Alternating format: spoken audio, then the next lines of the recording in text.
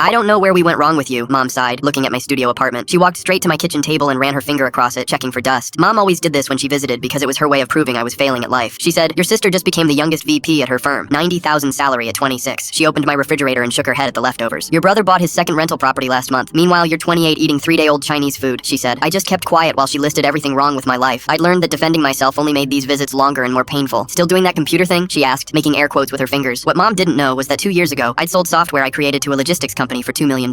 It was boring trucking software that nobody would brag about at dinner parties, but trucking companies needed it badly. I didn't buy a fancy car or a mansion like people expected. Instead, I bought a small apartment building through a property company I named after my grandmother's maiden name. My sister actually lived in one of my buildings downtown. She paid $1,800 a month in rent that went straight to my company. She was always bragging about her apartment with the doorman and rooftop access, but she had no idea I owned the whole building. My brother's firm rented 2 floors in my commercial building across town. His corner office that Mom loved posting photos of was in my building, and I'd literally signed his lease renewal last week. After expenses, I made about $12,000 profit every month from all the properties. My family had no idea about any of this. I lived in this studio because I liked keeping things simple and small. The next morning, Mom called a family meeting at my sister's apartment. She called it an intervention, and I knew this was going to be bad. "He needs our help. Real guidance," Mom announced to my siblings like I was a lost cause. My sister immediately pulled out her phone. "My friend needs someone for data entry. 15 an hour, but it's a start," she said. My brother offered. He could live with me, sleep on my couch until he saves up. They talked about my future like I wasn't even sitting there. Community college came up first, then entry-level jobs, then moving back home with Mom. Mom said, "You need structure. A real 9 to 5. My sister nodded eagerly. "And a savings account. I can teach you about investing," she said. "First, he needs income. I know someone in our mailroom. 12 an hour, but great benefits," my brother corrected. "Maybe we could co-sign a car loan so he can get to a real job," Mom suggested. They spent 40 minutes planning how to fix my broken life. Trade schools got mentioned several times. Night classes came up too. Someone even suggested food stamps at one point. My sister actually pulled up job listings and started reading them out loud to everyone. "This one's perfect. No experience required," she said excitedly. I sat there in my own building while they planned out my minimum wage future. When I came back from getting more coffee, they were complaining about their landlord. "My rent just went up $150. Same management company as always though," my sister complained. My brother asked, "Which company?" "Something with my grandmother's maiden name. They own half of downtown," she said. My brother got excited suddenly. "That company owns our office building. My boss has been trying to meet the owner for 2 years. Wants to negotiate our lease," he said. My sister laughed at that. "Good luck. Nobody knows who owns it. They say it's some young person who made money in tech." Mom scoffed at the idea. "Probably inherited it. These kids today think they're geniuses because they got lucky once," she said. My brother pulled up his phone. "Actually, my boss researched them. The owner started with 1 building 2 years ago. Now they have 6 properties worth over 12 million, he said. 12 million? My sister whispered. "And they're completely anonymous. Only communicate through lawyers and managers," my brother continued. Mom shook her head in disgust. "Making millions while real people work real jobs. It's shameful," she said. "I'd kill to meet them. Imagine learning from someone that successful," my sister said. Mom laughed bitterly. "Successful? They're probably some spoiled brat who got lucky with computers, not like people who work their whole lives." That comment really stung because my own mother thought what I did was shameful. My phone rang right then. I didn't recognize the number, but I answered it anyway. The voice said clearly, "Is this the owner? This is regarding your counteroffer on the downtown property." The room went completely dead silent. My brother just stared at me with his mouth open. "Did he just say owner?" my sister whispered. I said, "Call me back," and hung up the phone. Everyone was still staring at me. My brother looked like he was going to be sick. "You're the owner," he said. It wasn't even a question. Mom's mouth opened, but nothing came out for several seconds. My sister was counting on her fingers and then gasped when she figured it out. I said, "The trucking software. 2 years ago. But you live in a studio," Mom managed to say. "By choice," I said.